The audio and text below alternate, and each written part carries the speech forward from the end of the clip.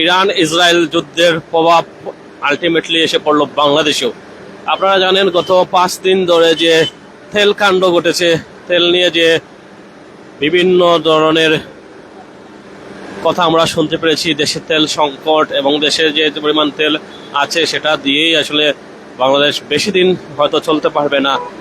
জানি না তার প্রভাব কি এটা, সেটা বলতে পারি না। অনির্দিষ্টকালের জন্য ধর্মঘট টাকায় তেল বিক্রি বন্ধ করা হইলো, অর্থাৎ পেট্রোল পাম্প যেখানে আছে সেখানেই আসলে মূলত আজকে কোনো তেল বিক্রি করা হচ্ছে না, একদম খালি পড়ে আছে। আমরা যদি দেখাই এখানে কোনো ধরনের তেল বিক্রি হচ্ছে না। আমরা যদি বলে থাকি যে গত কয়েকদিন ধরে যে আমরা যেটা শুনতে পাচ্ছিলাম যে প্রচুর পরিমাণ ভিড় ছিল এই পেট্রোল পাম্পগুলোতে, যারা আসলে তেল কিনতে চেয়েছিলেন অনেকেই অনেক পাম্প ঘুরেছেন ফুটো তেলের জন্য, কিন্তু তারা পাননি। আজকে দেখেন এই বন্দরের অর্থাৎ সেই উপশহরে যে সবচেয়ে পরিচিত পাম্পটি, সেটা ব্যারিকেড দেওয়া হয়েছে, সেখানে কোনো ধরনের তেল বিক্রি করা হচ্ছে না, যে কেউ আসার সুযোগ পাচ্ছে না। অর্থাৎ এটা আসলে কতক্ষণ পর্যন্ত চলবে আর এর আশা আসলে প্রতিকার কি? তেল যদি বিক্রি বন্ধ করা হয় তাহলে আপনারা জানেন মোটরসাইকেল সহ যতগুলা তেলবাহী গাড়ি আছে সবগুলো অচল হয়ে যাবে। এর ফলে বাংলাদেশের অর্থনীতির যে গতি সেটা অনেকাংশে স্থবির হয়ে পড়বে। আপনারা জানেন গত কয়েকদিন ধরে যে 2 লিটার বা 200 টাকার অধিক অনেক পাম্পে আসলে তেল দেওয়া হচ্ছিল না, কিন্তু সেই প্রভাব যে এত কঠোর হবে সেটা আমরা জানতাম না, আমরা আগেই আজ করতে পারিনি। যদিও জ্বালানি প্রতিমন্ত্রী উনি বলেছিলেন বাংলাদেশে আসলে সেই অর্থে তেলের কোনো সংকট নেই, বাংলাদেশ থেকে বাংলাদেশে এই মুহূর্তে যে পরিমাণ তেল আছে সেটাতে বাংলাদেশ অনায়াসে চাহিদা মেটাতে পারবে। এবং আমরা জানিয়েছি চট্টগ্রাম বন্দরে গত 2 দিন আগে যে 12টির মতো 13টি জাহাজ আসলে এসে বীর জমিয়েছে, যেটা সুয়েজ খাল পাড়ি দিয়ে। এবং কি আমরা যেটা জানি যে এলপিজি বাহী জাহাজ আরো কয়েকটি আসলে রওনা দিয়েছে বাংলাদেশের পথে। তো সব মিলিয়ে তেলের বাজার অস্থির, বিশেষ করে যারা মোটরসাইকেল বাহী নিয়ে গাড়ি যাতায়াত করেন সেই সকল যাত্রীরা ভীষণ ভোগান্তিতে পড়েছেন। আমরা এখানে আসার আগে অনেকেই ফিরে যেতে দেখেছি, তারা অনেকেই জানেন না যে পেট্রোল পাম্পে হঠাৎ করে এই নির্দেশনা দেওয়া হয়েছে।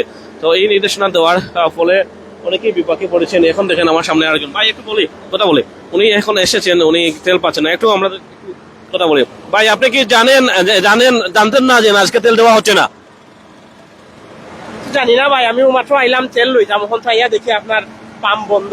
বুঝছেন, আগর তো কোনো বিজ্ঞপ্তি তো নাই, কিটার লাগি তো ভাই বুঝলাম না। তেল তো শুনলাম আছে সবে দিরা, কিন্তু সিলেটের বেশিরভাগ পাম্পও বন্ধ। কিটার লাগি বন্ধ এখান তো? তেল না হলে তো আপনার গাড়ি চলবে না। না এখন তো আর ভাই তেল ছাড়া কি গাড়ি চলবো? ফোকাস এর প্রতিক্রিয়া কি? আমরা দাবি কি?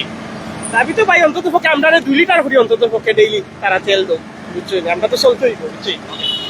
আমরা যে কথা বলতেছিলাম, অনেকেই আসলে জানেন না, তারা এসেছেন তেল কিনতে, তারা আসলে ফিরে যাচ্ছে। অনেক পাম্পেই তারা ঘুরে আসলে একই দশা। তারা যে কথা বলতেছিলেন আসলে তেলবাহী এই যে গাড়িগুলো আসলে এগুলো যদি না চলে, আপনারা জানেন সবচেয়ে সহজ এখন বাহন হচ্ছে মোটরসাইকেল। এই মোটরসাইকেলের যে তেলগুলা আপনার ডিজেল বলেন, অনেকে অকটেন ব্যবহার করেন, পেট্রোল অকটেন ব্যবহার করেন।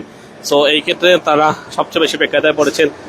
সর্বশেষে যে কথা, একদম আসলে নীরবতা, শুনশান নীরবতা চলে এসেছে এই পেট্রোল পাম্পে, যেখানে এই সময় আসলে এই পেট্রোল পাম্পে সবসময় ভিড় থাকে, বিশেষ করে এই উপশহর যে পাম্পটি এখানে ভিড় থাকে, কিন্তু আজকে সেটা নীরবতা হয়ে গেছে। জানি না কখন সেই স্থবিরতা কাটবে। বাংলাদেশ কি আদৌ যে তেল সমৃদ্ধ বা তেল যে যোগান যেটা বলা হচ্ছে পর্যাপ্ত আছে, সেটা কি আছে না সেটা কোটার মধ্যে, সেটা আমরা এখনো জানি না।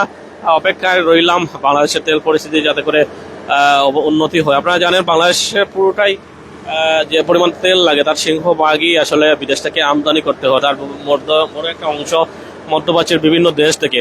বাংলাদেশে মোট 30টি তেলকূপ রয়েছে, তার মধ্যে অধিকাংশই আমাদের সিলেটের, বিশেষ করে গোলাপগঞ্জের 8টির মতো, এবং সেই সাথে হরিপুরে বিভিন্ন গ্যাস কূপ, তেলকূপ আছে, সেখান থেকে মূলত দেশের চাহিদা মিটিয়ে থাকে। তার বাহিরেও যদি বলে থাকি, আমরা বুলায় 2টা পেট্রোল পাম্পে অর্থাৎ সন্ধান পেয়েছি, এবং দেশের বিভিন্ন জায়গায় সেগুলো আছে। তো আসলে এই যে অবস্থা দেশের, যদি আপনাদের পরিবহন সেক্টর যদি সেক্টরের প্রধান যে জিনিস অর্থাৎ তেল, সেটা যদি না দেওয়া হয় তাহলে তো আসলে পুরো পরিবহন সেক্টরটাই অচল হয়ে পড়বে। এর ফলে বাংলাদেশের অর্থনীতি একদম ধসে পড়বে। সেটা বলতে চাইলাম, আসলে সবাই যেটা চাচ্ছে তেল নিয়ে যে অস্থিরতা তৈরি হচ্ছে সেটা যেন সহসাই সমাধান হোক এবং একটা সুষ্ঠু সমাধানে আসুক, দেশে একটা স্থবিরতা ফিরে আসুক।